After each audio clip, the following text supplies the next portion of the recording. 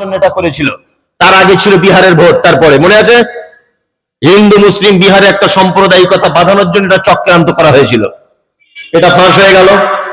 এখন শেষ ফাঁদ পেতেছে এসআইআর করতে হবে। ঘর মে আগ লাগি হ্যায় ঘর হি কি চিরাগ সে। শুভেন্দু খুব বড় বড় লেকচার মারছিল, এখন ওর বাড়ির পাশে 350 লোকের নাম বাদ, একজন মাত্র মুসলিম। খেলা সামলাও। বিহারে 4.5 লক্ষ লোকের নাম বাদ, মাত্র 78 জন মুসলিম, 3 জন রোহিঙ্গা।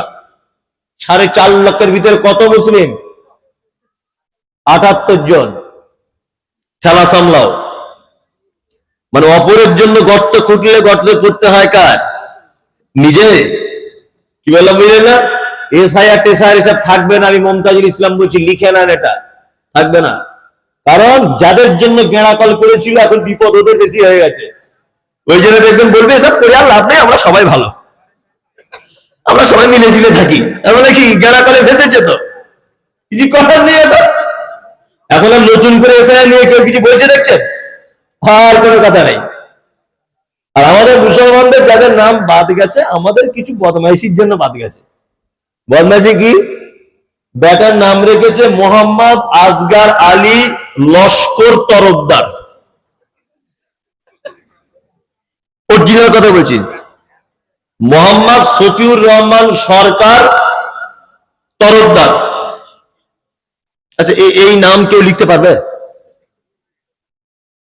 লিখতে পারবে না তো? না, নামের গন্ডগোলের কারণে নাম বেশি বাদ গেছে। হাদিস কোরআনে কত ছোট ছোট নাম আছে, নাম রাখুন।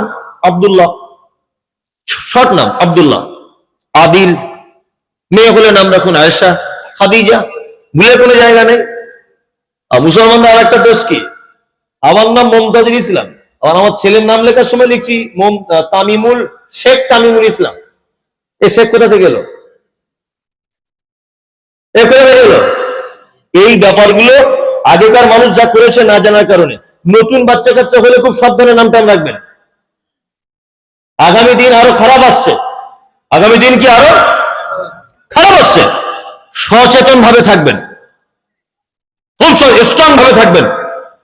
আমার ভুল ধরবো কি আমি তার ভুল ধরবো, এরকম থাকতে হবে। তবে টেনশন করবেন না। 2002 সালের ভোটার লিস্ট দূর কি বাত হয়। মুহাম্মদ সাল্লাল্লাহু আলাইহি ওয়াসাল্লাম বলেছেন, কুল্লু আযমিন ইয়াকুলুত তুরাব। মানুষের মাটির এত পাওয়ার, মানুষকে তার ভিতরে দিলে মাটি একেবারে খেয়ে চৌচির করে দেয়। ইল্লা আযমি জামবে। তবে শোনো, মানুষের শরীরে একটা হাড্ডি আছে, কিয়ামত পর্যন্ত কবর খেতে পারে না। কিয়ামত পর্যন্ত কবর খেতে পারে না। তার মানে বুঝতে পারা যাচ্ছে পুরাতন কবরস্থায় কবর খুললে একটা দুটো হাড্ডি পাওয়া যায়, যায় কি যায় না? তবে আল্লাহ নবীর কথা সত্য, এটা আপনারা বিশ্বাস করেন? নবীর কথা সত্য বিশ্বাস করেন? 2002 সালের ভোটার লিস্ট দূরের কথা, আমার দাদুর কবর থেকে হাড় বার করে ডিএনএ টেস্ট করে প্রমাণ করবো আমি মমতাজুল দেশের নাগরিক। তুমি কি করবে? তুমি তো চিতায় পুড়িয়ে দিয়েছ। তুমি কি করবে? হ্যাঁ, তোমার তাগুলে ঝলসে শেষ হয়ে গেছে। আমাদের গেঁড়াকল করতে এসো না, আমরা কবর থেকে হাড্ডি তুলে প্রমাণ করবো ডিএনএ টেস্ট করে আমরা দেশের নাগরিক। তুমি কি করবে করো। কি বলছি বুঝতে পারছেন না? হ্যাঁ, ওই জন্য বলছি কোন রকমের যারা ইমানদার মুসলিমদের বিপক্ষে দাঁড়িয়েছে, আল্লাহর পক্ষ থেকে তারা ধ্বংস হয়েছে। সময়ের অপেক্ষা, ধৈর্য ধরুন, ধৈর্য ধরুন। সময় কথা বলবে, ধৈর্য ধরুন।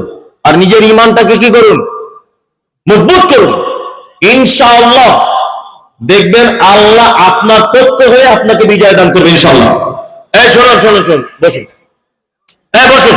12:30 বাজে, আপনারা চলে যাবেন। 12:35 হয়ে গেল, চলে যাবেন। শীতকাল, আমি আপনাদেরকে বিরক্ত করছি না।